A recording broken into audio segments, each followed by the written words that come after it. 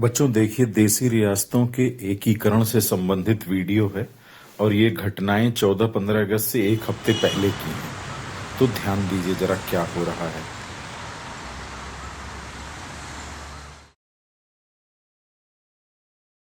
जिन्ना साहब, जो रियासतें पाकिस्तान के साथ मिल रही हैं, उन्हें आपसे क्या मिलेगा? Your Highness, I've made my position very clear. मैं उन्हें हिंदुस्तान से कई ज्यादा सहूलियत देने के लिए तैयार हूं।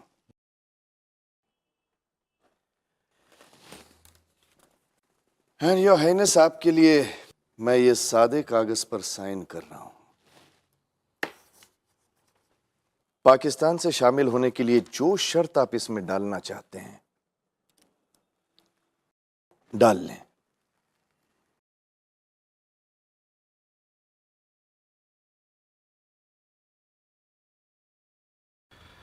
अगर जोधपुर पाकिस्तान के साथ मिल जाए तो कराची पोर्ट हमें इस्तेमाल करने दें।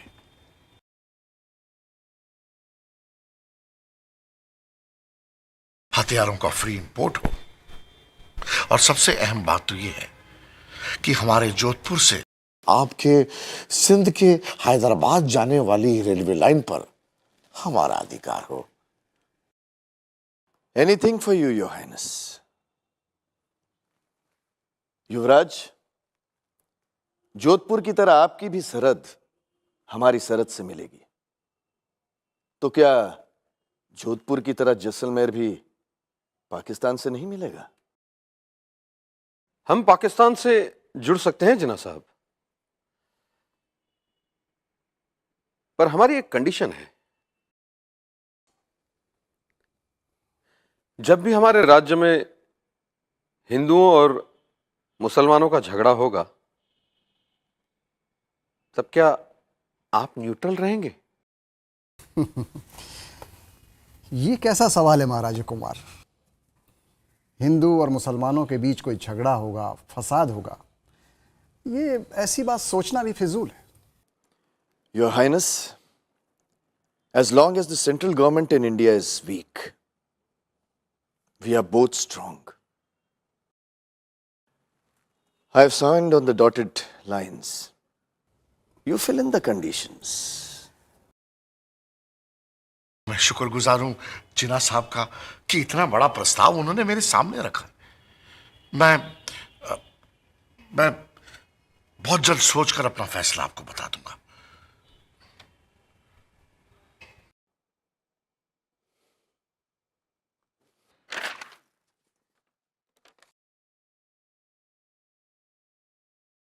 अगर पाकिस्तान बनाने वाले मोहम्मद अली जिन्ना ने यह कागज छीन न लिया होता तो क्या होता?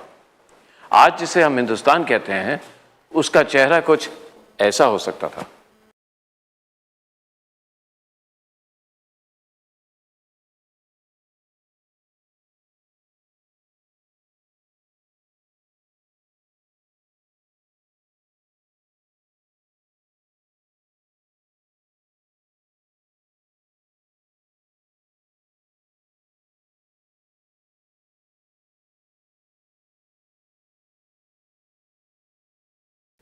ये हिंदुस्तान के बनने की वो कहानी है जो अब तक कही नहीं गई। स्वागत है आपका प्रधानमंत्री में। प्रधानमंत्री एक ऐसा कार्यक्रम जिसमें हम आपको वो कहानियां सुनाएंगे जिनका जिक्र किताबों में नहीं मिलेगा। आज़ाद हिंदुस्तान की वो कहानियां जो समझे बगैर, जो सुने बगैर हम अपने देश को पूरी तरह जान नहीं पाएंगे। पहले एपिसोड की शुरुआत करने के लिए चलते हैं आज़ादी से पहले, 3 जून 1947। आज़ाद भारत की शक्ल कैसी होगी, ये बात इसी दिन तय हुई। दिल्ली के ऑल इंडिया रेडियो में 3 जून 1947 को गहमा गहमी बढ़ गई। पता चला कि भारत के viceroy of governor general Louis Mountbatten आने वाले हैं। शाम को लॉर्ड लुई माउंट बैटन तो आए ही, उनके साथ थे जवाहरलाल नेहरू, बतौर सिखों के नेता सरदार बलदेव सिंह, और मुसलमानों के लिए भारत का विभाजन कर अलग देश मांगने वाले Mohammad Ali Jinnah. It has been impossible to obtain full agreement on any plan that would preserve the unity of India. There can be no question of coercing any large areas in which one community has a majority to live against their will under a government in which another community has a majority. The only alternative to coercion is partition. आज़ादी के बाद दो देश बनेंगे, हिंदुस्तान और पाकिस्तान। इसका ऐलान सबसे पहले वायसराय माउंटबैटन ने किया और कांग्रेस इस बात से रजामंद है। उसका ऐलान जवाहरलाल नेहरू ने रेडियो पर किया। नेहरू के लिए एक बहुत इमोशनल लम्हा था। भारत के विभाजन का प्रस्ताव स्वीकार करते हुए मुझे खुशी नहीं हो रही। हां, मुझे इसमें संदेह भी नहीं है कि इस समय यही एक रास्ता है हमारे पास। भारत के किसी भाग का स्वेच्छा से संघ से बाहर रहने का प्रस्ताव हम सबको अखरेगा। फिर भी मैं इस निश्चय पर पहुंचा हूं कि दूरदृष्टि से भी मौजूदा फैसला ठीक है।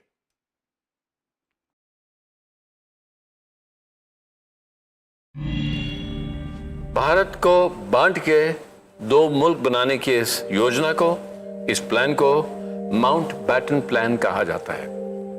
लेकिन इस माउंटबैटन प्लान से ऐसे बहुत लोग परेशान होने वाले थे जो भारत को बिखरते, भारत को बंटते देख नहीं सकते थे।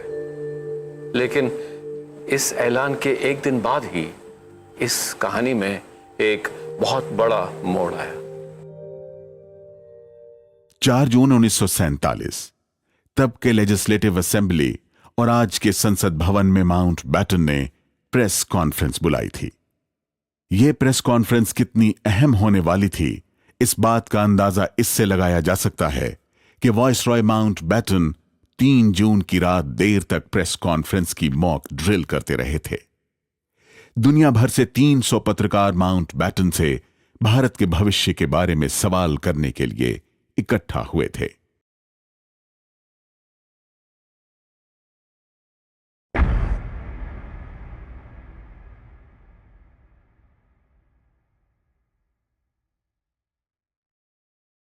I sincerely mean it when I say that power will be transferred completely by 1947, where I've been June 1948.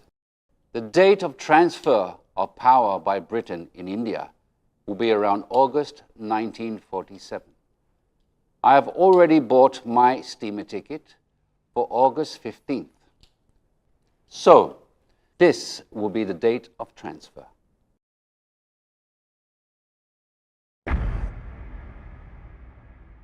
यह बात चौंकाने वाली इसलिए थी कि पहले अंग्रेज जून 1948 तक भारत छोड़कर जाने वाले थे और अब माउंटबैटन ने यह घोषणा कर दी थी कि महज 72 दिनों में बंटवारा भी होगा और आजादी भी मिल जाएगी। आजादी का देर या सवेर आना तो तय था, लेकिन 15 अगस्त 1947 को आजादी मिलने की घोषणा के साथ ही एक बड़ा सवाल उठ खड़ा हुआ, जिसका जवाब ढूंढे बगैर आजादी बेमानी थी। सवाल यह था कि आखिरकार कितने मुल्क आजाद हो रहे थे, 2 या फिर 565?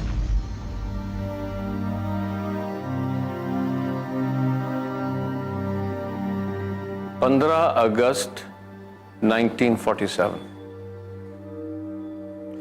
15 अगस्त 1947 को 2 देश आजाद हो रहे थे, 2 या 565।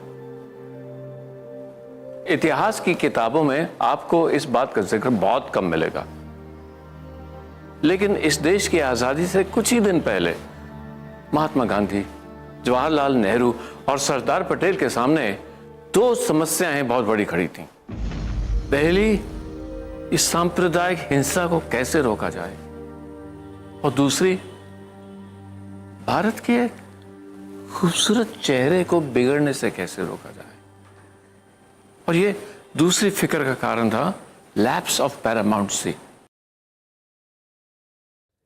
एक तरफ तो हम ये सुनते आ रहे हैं कि अंग्रेजों ने पूरे भारत को एक सूत्र में बांध दिया था, फिर ये 565 अलग अलग देश की बात कहां से आई? दरअसल जिस ब्रिटिश इंडिया की बात हम कर रहे हैं उसमें छोटे, मंझौले और बड़े सब मिलाकर करीब 565 रजवाड़े थे। इन रियासतों पर अंग्रेजों का परोक्ष शासन था। इन राजाओं की अपनी फौज, अपनी पुलिस, अपना कानून और कुछ की अपनी करेंसी तक होती थी। इन रजवाड़ों ने ब्रिटेन की राजगद्दी की गुलामी कबूल कर ली थी, जिसे पैरामाउंटेंसी कहते थे। अब जब अंग्रेज जा रहे थे तो उन्होंने कहा कि पैरामाउंटेंसी भी खत्म हो जाएगी और सभी रजवाड़े अपना भविष्य खुद तय करने के लिए स्वतंत्र होंगे। राजस्थान में सिरोही रियासत हुआ करती थी। सिरोही रियासत के मौजूदा उत्तराधिकारी रघुवीर सिंह जी को 1947 की घटनाक्रम याद है। एक बात की मैं तारीफ करता हूं, हालांकि वो विदेशी थे, कि जब ब्रिटिश पार्लियामेंट ने इंडियन इंडिपेंडेंस एक्ट पास किया, in that they were 100% fair. उन्होंने क्या पास किया? Our treaty rights with the Indian states are hereby terminated and they revert to status quo ante. जो इनकी परिस्थिति हमारे साथ संधि करने से पूर्व थी वहाँ वो वापस पहुँचते हैं। Means they become sovereign independent states.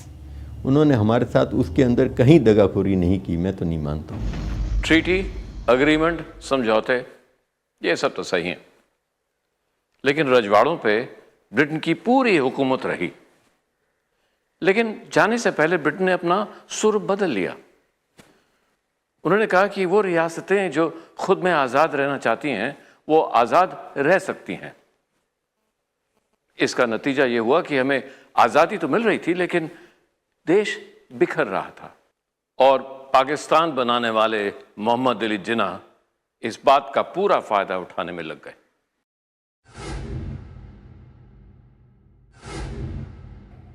Sir, Nehru और कांग्रेस रियासतों की आज़ादी के हक में नहीं है। मुस्लिम लीग की क्या राय है इस बारे में?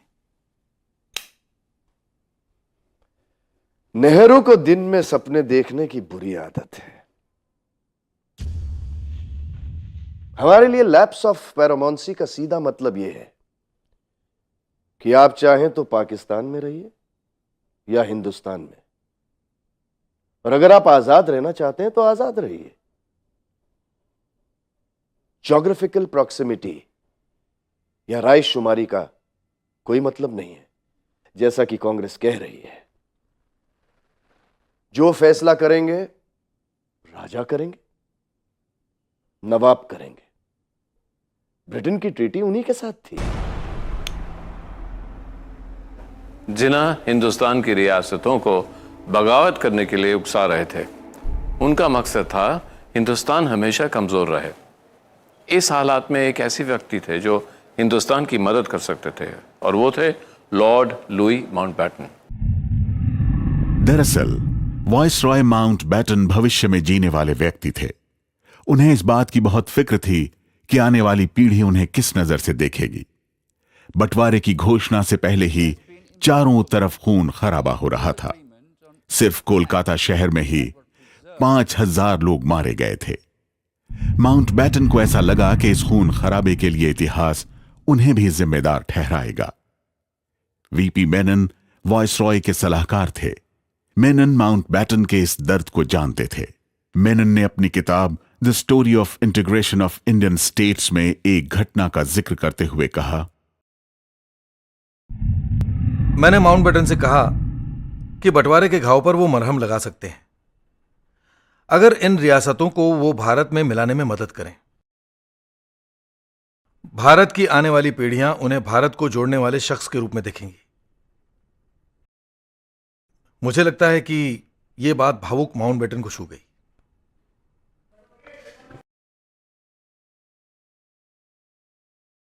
सर, अभी तो हमने ट्रांसफर ऑफ पावर का ऐलान भी नहीं किया है और 8000 से ज्यादा लोग मारे जा चुके हैं। अगर हमने इसे रोकने की कोशिश नहीं की तो आज की पीढ़ी तो क्या, आने वाली पीढ़ी भी हमें इसके लिए जिम्मेदार ठहराएगी। सर, अभी तो सिर्फ पंजाब और बंगाल में ये राइट्स फैले हैं। अगर प्रिंसली स्टेट में फैलेंगे तो हम क्या करेंगे? So I would suggest sir, you will have to intervene to stop any further fragmentation of India. You are suggesting that I transfer 560 princely states to the Dominion of India. I don't think Sardar Patel or Nehru or any other leader of India would accept these propositions. Sir, जितना मैं इन leaders को जानता हूं उसके हिसाब से आपके किसी भी रोल से उन्हें कोई एतराज नहीं हो सकता। इनफैक्ट इंडिया को एक रखने के लिए ये लोग कुछ भी कर सकते। सर, अगर आप इन राजाओं को डोमिनियन ऑफ इंडिया में लाने में सफल रहे तो हमारे हिंदुस्तान का भविष्य मजबूत रहेगा और आपके इस रोल के लिए हमारा हिंदुस्तान आपको हमेशा याद रखेगा। Let me think.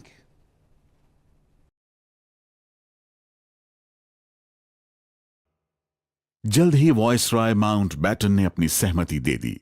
Sardar Patel से वॉइसरॉय माउंटबेटन की मुलाकात हुई। उधर जवाहरलाल नेहरू ने अपनी अंतरिम कैबिनेट से वॉइसरॉय माउंटबेटन को भारत सरकार और रियासतों के बीच मध्यस्थ बनाने की रजामंदी ले ली। Because he was member of the British royal family, इसलिए इंडियन स्टेट्स के रूलर्स को उनके साथ इंटरेक्ट करना, उनसे घनिष्ठ दोस्ती रखना वो स्वाभाविक था। And therefore they would rely more in him than in another Governor General or Viceroy. Lord Mountbatten Hindustan के पक्ष में खड़े हो गए। उससे हिंदुस्तान का पलड़ा तो भारी हो गया, लेकिन वही व्यक्ति जिन्होंने लॉर्ड माउंटबेटन को मनाया था, जिन्होंने उनको राजी किया था, वीपी मेनन, उनमें एक डर सा बैठ गया। देश आजाद हो रहा है और तुम रिटायर होके आजाद होना चाहते? सर, 30 साल से काम कर रहा हूं। कभी सोचा भी नहीं था कि आजाद भारत में सांस ले सकूंगा, पर अब ये सपना पूरा हो गया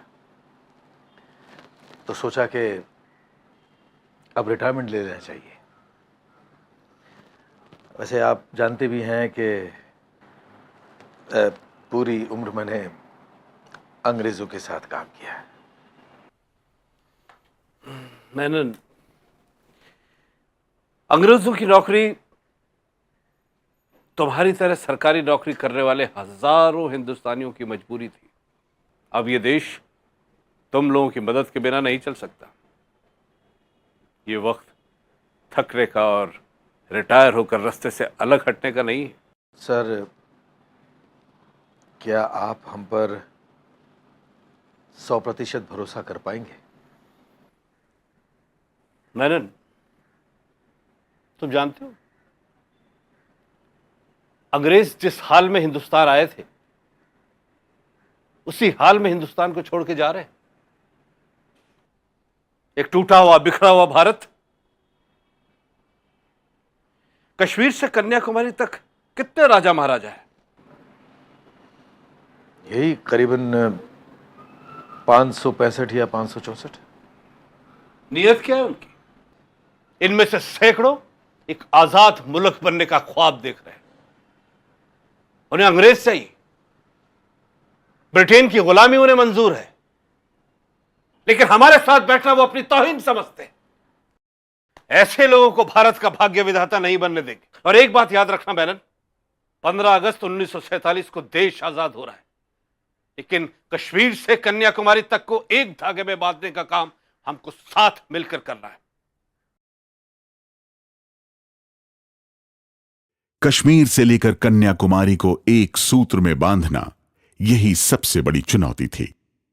565 राजा रजवाड़े थे और उनमें से ज्यादातर बड़े रजवाड़े अपनी रियासत को आजाद देश बनाने का सपना देख रहे थे। भारत की लोकशाही से उन्हें डर लग रहा था। उन राजाओं को लग रहा था कि उनकी सारी आजादी छिन जाएगी। सरदार पटेल, जवाहरलाल नेहरू और माउंटबेटन की देखरेख में वीपी मेनन ने इंस्ट्रूमेंट ऑफ एक्सेशन यानी रियासतों के विलीनीकरण के कागजात तैयार किए। राजा महाराजाओं को सबसे पहले इन्हीं कागजात पर हस्ताक्षर करने को कहा गया। इंस्ट्रूमेंट ऑफ एक्सेशन साइन करने को कहा। यह उनको हिंदुस्तान में शामिल करने का एक कॉन्ट्रैक्ट था, लेकिन राजा महाराजा के इरादे कुछ और थे। वो अपनी ही आजादी के ख्वाब देख रहे थे। ये देखिए सुदूर दक्षिण का यह हिस्सा, तब यह त्रावणकोर था। 11 जून 1947 को त्रावणकोर ने खुद को आजाद संप्रभुता संपन्न देश बनाने का ऐलान कर दिया।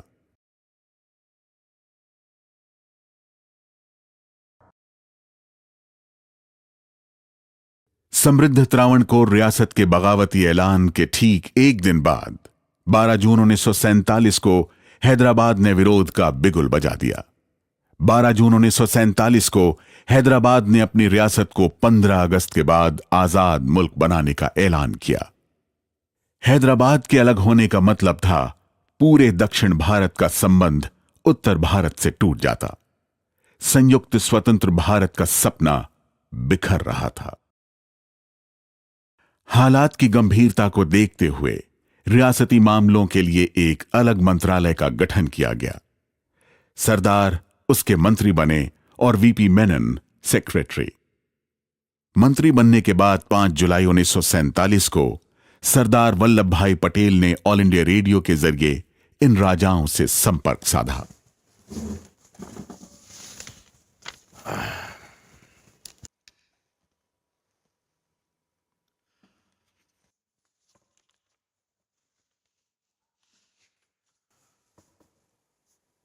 ये बस एक संयोग है कि कुछ लोग रियासतों में रह रहे हैं और कुछ ब्रिटिश इंडिया में, लेकिन हमारा खून एक है और हमारे हित भी एक ही है। हमें टुकड़ों में कोई नहीं बांट सकता। हमारे बीच कोई सरहद बाधा नहीं बन सकती। इसलिए मेरा सुझाव है कि हम दोस्तों की तरह साथ बैठकर कानून बनाएं, ना कि बेगानों की तरह समझौते करें। मैं रियासत के राजाओं और वहां की प्रजा को कॉन्स्टिट्यूएंट असेंबली की सभा में आमंत्रित करता हूं। जय Hind.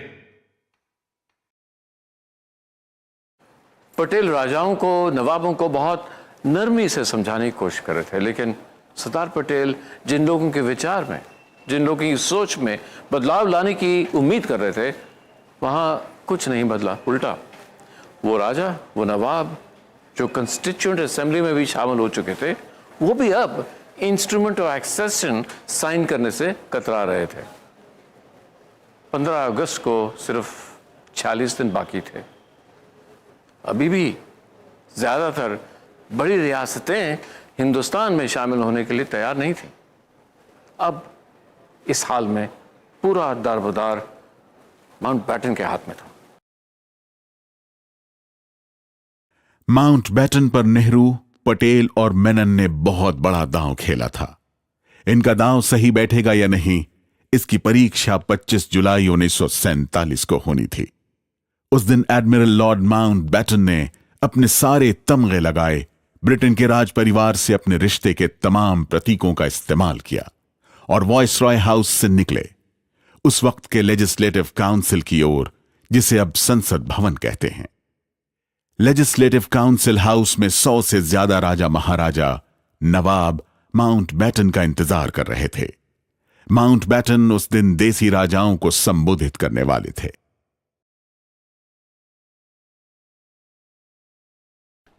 This is perhaps the last meeting which I am going to have with the Chamber of Princes. The date of transfer of power has been fixed for 15th of August. You must act fast. Let us face the facts. You cannot run away from the Dominion government, which is your neighbor, any more than you can run away from your subjects, for whose welfare you are responsible for. Jodhpur के तत्कालीन राजा हनवंत सिंह की आधिकारिक जीवनी लिखने वाले Jodhpur university के पूर्व vice chancellor professor Laxman Singh Rathore 25 जुलाई 1947 के दिन को भारत के एकीकरण में सबसे अहम मानते हैं। माउंटबेटन ने एक्सटेम्पोर स्पीच दिया और कहते हैं कि वो स्पीच माउंटबेटन के जीवन का एक सबसे महत्वपूर्ण स्पीच था, जिसमें माउंटबेटन ने ये नहीं कहा कि आप हिंदुस्तान में रहो या पाकिस्तान में रहो। उसने तो एडवांटेजेस बताए, लाभ क्या होगा। ज़्यादातर देशी रियासतें जो है, जो टेरिटरी हिंदुस्तान में रहेगी उसी में है, और जोग्राफिकल भूगोलिक स्थिति को देखते हुए और जनता के हित को ध्यान में रखते हुए आप अपना विलीनीकरण करें। तो ये संकेत क्लियर था कि आप डोमिनियन ऑफ इंडिया में जो है अपना विलीनीकरण करें। माउंटबेटन के रुख से भारत को फायदा तो काफी हुआ।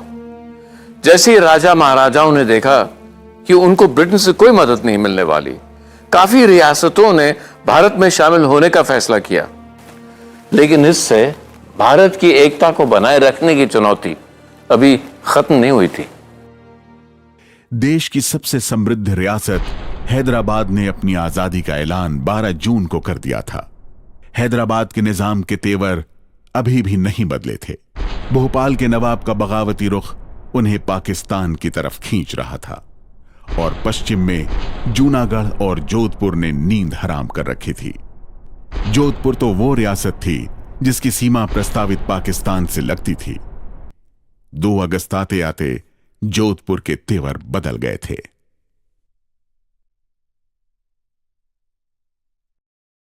1 अगस्त को भी वो सहमत थे। अभी परिवर्तन क्यों आया? 2 अगस्त से आया परिवर्तन आया। एक तो थी special concessions. Nawab of Bhopal और बड़ौदा विलीनीकरण के लिए कुछ स्पेशल कंसेशंस चाहते थे, जो स्टेट्स डिपार्टमेंट ने स्वीकार नहीं किया। अब महाराजा जोधपुर भी स्पेशल कंसेशंस चाहते थे, और अब उनको मालूम हो गया कि ये स्वीकार नहीं करेंगे, क्योंकि 2 को उन्होंने अस्वीकार कर दिया। देश आजाद होने वाला था।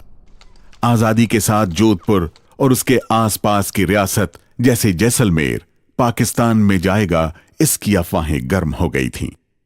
इस दौर से गुजरने वाले 2 व्यक्तियों N.K. शर्मा और किशन सिंह भाटी को ऊहापोह का वो दौर याद है। ये प्रकार की घोषणा हो गई कि कोई हिंदुस्तान में रहना चाहता है, स्वतंत्र रहना चाहता है, या पाकिस्तान में मिलना चाहता है। तो 1947 के बाद 15 फरवरी 1949 तक जैसलमेर इस असमंजस में रहा कि हम भारत संघ में मिले या पाकिस्तान में मिले या स्वतंत्र रहें। जोधपुर, जैसलमेर और बीकानेर एक दूसरे की रिश्तेदारी में और रेगिस्तान की एक की रियासतें होने से अच्छे संबंध थे। जोधपुर दरबार रणू सिंह जी ने उस समय पहले तो मर्जर के दस्तखत कर दिए, फिर भावुकता में वीपी मेनन पे उन्होंने पिस्तौल ताना और कहा नहीं, और उन्होंने फिर विद्रोह की तैयारी की। वो चर्चिल से भी मिल के आए और उनको जज गया कि मैं स्टेट मर्ज नहीं करूँगा। उन्होंने आर्म्स और ऑर्डिनेंस की फैक्ट्री भी जोधपुर फोर्ट में खोल दी। उनका इरादा नहीं मिलने का था, और उनको बहुत बड़ी उम्मीद थी कि जैसलमेर बीकानेर मेरा साथ देंगे। इस दौर में जोधपुर, जैसलमेर और बीकानेर की जनता में भी काफी दुविधा थी कि कहीं ये राजा महाराजा कोई गलत फैसला ना कर बैठे। इन रियासतों को भारत में मिलाने में लगे वीपी मेनन ने अपनी किताब the story of the integration of Indian states में इस बारे में लिखा है। Story of integration of Indian states में इसके बारे में लिखा है। जोधपुर महाराज हनुमान सिंह को रास्ते पर लाना मुश्किल बना हुआ था। जिन्ना और मुस्लिम लीग के दूसरे लीडरों से उनकी बैठक हुई।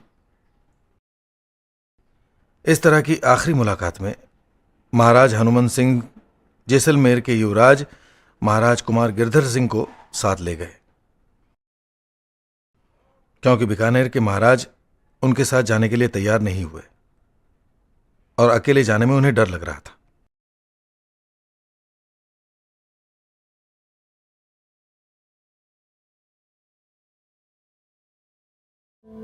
अपॉइंटमेंट कौन दे? नवाब भोपाल से बात की, और नवाब भोपाल से बात करने से उसने उसी दिन 6 अगस्त को जिन्ना से मुलाकात कराई और आफ्टरनून में कराई।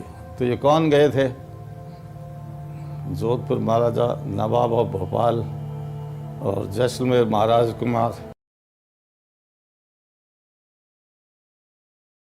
जिन्ना साहब, जो रियासतें पाकिस्तान के साथ मिल रही हैं, उन्हें आपसे क्या मिलेगा?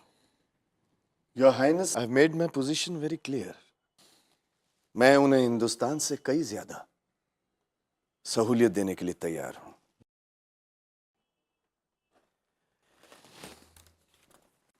एंड योर हाइनेस, आपके लिए मैं ये सादे कागज पर साइन कर रहा हूं। पाकिस्तान से शामिल होने के लिए जो शर्त आप इसमें डालना चाहते हैं, डाल लें।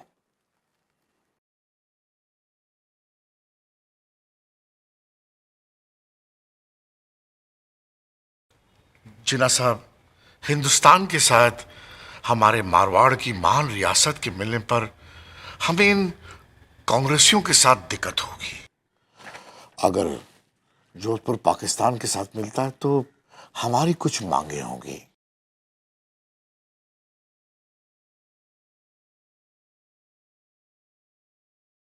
योर हाइनेस, मेरा साइन किया हुआ ब्लैंक पेपर आपके हाथ में है।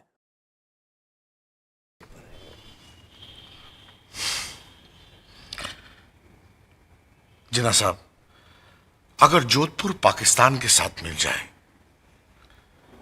तो कराची पोर्ट हमें इस्तेमाल करने दें।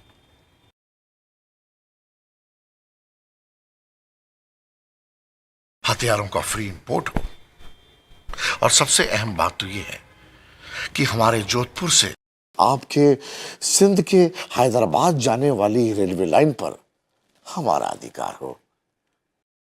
आजकल हमारे यहां अकाल फैला हुआ है, प्लीज आप राहत जल्दी भेजें। Anything for you, your highness. युवराज, जोधपुर की तरह आपकी भी सरहद हमारी सरहद से मिलेगी, तो क्या जोधपुर की तरह जैसलमेर भी पाकिस्तान से नहीं मिलेगा? हम पाकिस्तान से जुड़ सकते हैं जिन्ना साहब, पर हमारी एक कंडीशन है। जब भी हमारे राज्य में हिंदुओं और मुसलमानों का झगड़ा होगा, तब क्या आप न्यूट्रल रहेंगे? ये कैसा सवाल है महाराज कुमार? हमारे सपनों के मुल्क पाकिस्तान में ऐसी नौबत कभी नहीं आएगी। ये झगड़ा, ये फसाद जो आप देख रहे हैं, ये कांग्रेस ने फैलाया, और महाराजा जोधपुर को नीचा दिखाने में कांग्रेस ने कोई कसर नहीं छोड़ी है। हिंदू और मुसलमानों के बीच कोई झगड़ा होगा, फसाद होगा, ये ऐसी बात सोचना भी फिजूल है। Your highness, as long as the central government in India is weak, we are both strong. I have signed on the dotted lines. You fill in the conditions. Your highness Maharaja Jodhpur, Jinnah sahib को कल कराची जाना है। बेहतर होगा कि पाकिस्तान में शामिल होने के मसौदे पर आप आज ही दस्तखत कर दें।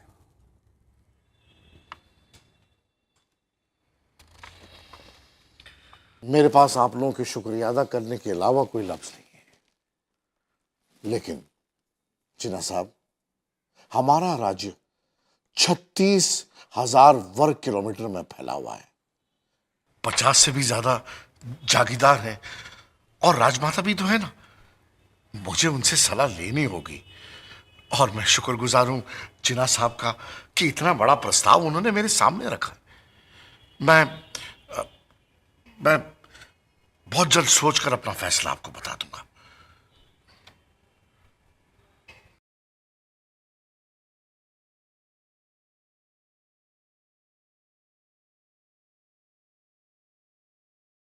अगर गिरधर सिंह जी सहयोग दे देते तो जोधपुर की नेतृत्व में बीकानेर, जैसलमेर तीनों रियासतें रिवोल्ट करती, और हैदराबाद मेरा तो ये हैदराबाद नवाब तो बीच में था ताकि रिचेस्ट स्टेट थी, वो तो हिंदुस्तान से गिरा हुआ था।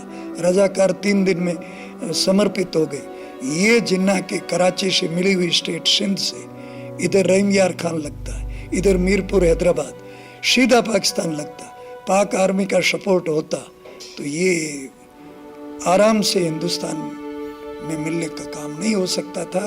हिंदुस्तान के एकीकरण में आधा राजस्थान चला जाता। इन रियासतों को फौज के द्वारा जीतना बहुत मुश्किल होती, या तो पूरा पाकिस्तान जीता जाता, जो मुश्किल था उस समय। तो इन रियासतों को जो पाकिस्तान की सीमा से जुड़ी हुई थी, पाकिस्तान से मिल करके ये करती तो हिंदुस्तान के लिए, और शायद इनको देख करके अन्य रियासतें भी सहयोग करती कि नहीं करती भारत के एकीकरण का, इतिहास ही बदल जाता। 6 अगस्त 1947 जोधपुर का 36,000 स्क्वायर किलोमीटर पाकिस्तान के हाथ जाने वाला था। सोचिए, अगर ऐसा होता तो हिंदुस्तान की ज्योग्राफी, उसका भूगोल कैसा दिखाई देता। मेनन के मुताबिक जोधपुर को पाकिस्तान से मिलाने के लिए जिन्ना और महाराज हनवंत सिंह की कई मीटिंग्स हुई, लेकिन महाराज हनवंत सिंह के बायोग्राफी लिखने वाले इस बात को नहीं मानते। उनके मुताबिक 6 अगस्त की मीटिंग उनकी पहली और आखिरी मीटिंग थी, जिसके बाद महाराज हनवंत सिंह जोधपुर वापस चले गए और फिर 9 अगस्त को लॉर्ड माउंटबेटन के बुलाने पर दिल्ली वापस आए।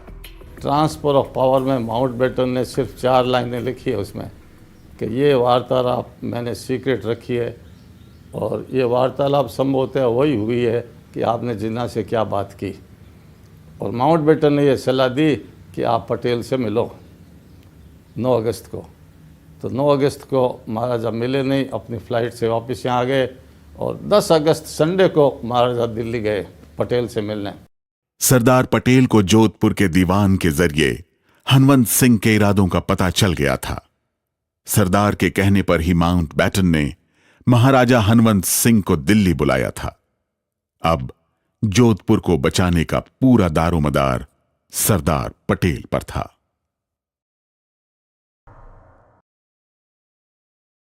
कि आप लॉर्ड माउंटबेटन से मिले? जी सरदार साहब। क्या बात? कुछ खास बात नहीं। मैंने ये भी सुना कि आपकी मुलाकात जिन्ना से हुई और आप स्वतंत्र रहना चाहते हैं। ठीक सुना आप। Well, I have no comments to make your highness. आप अलग रह के स्वतंत्र रहना चाहते हैं, ठीक है, लेकिन आपके फैसले से अगर जोधपुर वासियों ने बगावत कर दी तो भारत सरकार से किसी भी तरह की उम्मीद मत रखिएगा।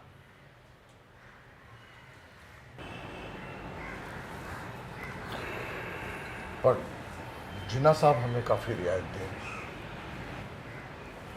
वो सारी रियायतें हम भी दे सकते हैं।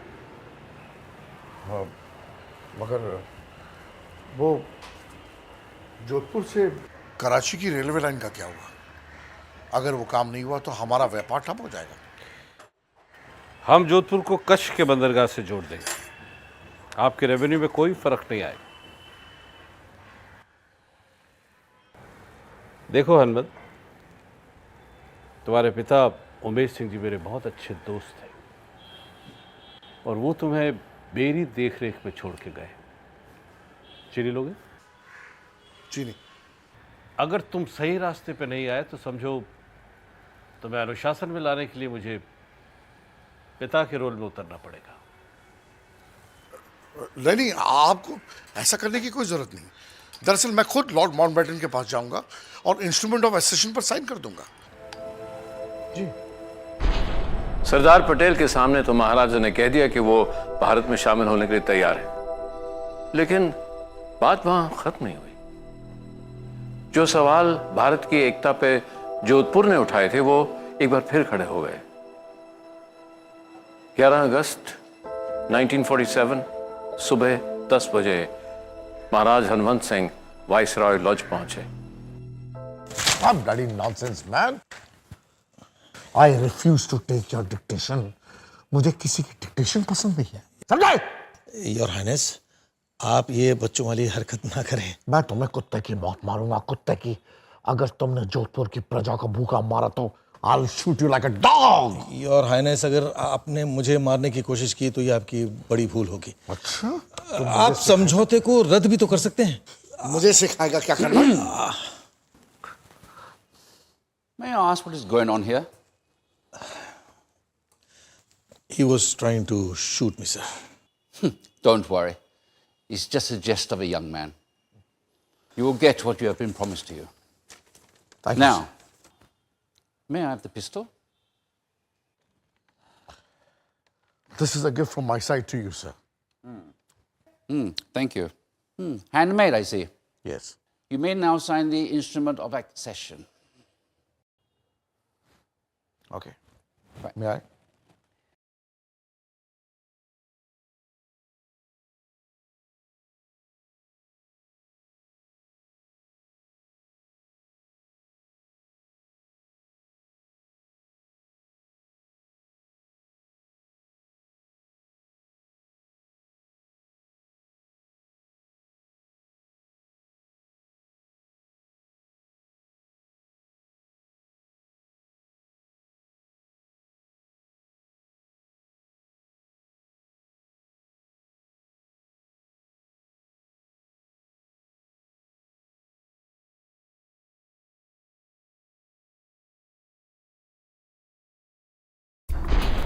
आखिरकार 11 अगस्त को यानी आज़ादी से सिर्फ 4 दिन पहले महाराजा हनुमंत सिंह ने इंस्ट्रूमेंट ऑफ एक्सेशन पर दस्तखत कर ही दिया।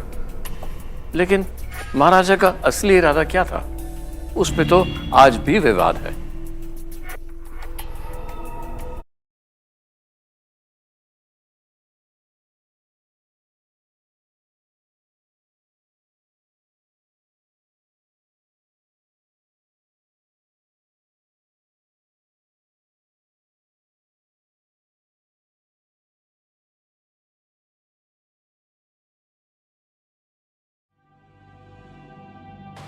आज़ादी से महज 4 दिन पहले ही जोधपुर भारत में शामिल हुआ। ये जो शक्ल आप अपने देश की आज देख रहे हैं, ये आज़ादी से 4 दिन पहले तक ही बिल्कुल बिखरी हुई थी। हैदराबाद, भोपाल, जूनागढ़, जम्मू और कश्मीर, ये रियासतें भारत में शामिल होने के लिए तैयार नहीं थी। इन रियासतों को भारत में शामिल कैसे किया, ये आज़ाद भारत की सबसे अहम कहानियों में से एक है जो आज तक अनकही है। ये कहानी अगली बार।